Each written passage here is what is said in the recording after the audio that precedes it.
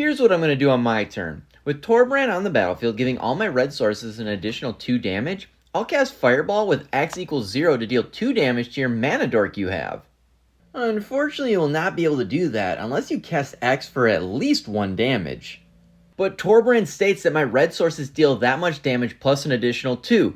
0 plus 2 equals 2 damage.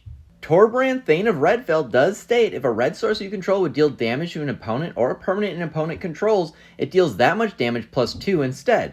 The source of potential damage is red, but CR 120.8. If a source would deal 0 damage, it does not deal damage at all. That means abilities that trigger on damage being dealt won't trigger. It also means that replacement effects that would increase the damage dealt by that source, or would have that source deal that damage to a different object or player, have no event to replace, so they have no effect. But what about Torbrand's effect having a source deal an additional 2? The key thing here to understand is that a source must be dealing some amount of damage for a Torbrand's ability to modify it. If a source would deal 0 damage, it does not deal damage at all. Replacement effects like Torbrand's only apply if there is an event to replace, and since dealing 0 damage is not considered a damage-dealing event, there is nothing for Torbrand's ability to modify, and no damage is dealt.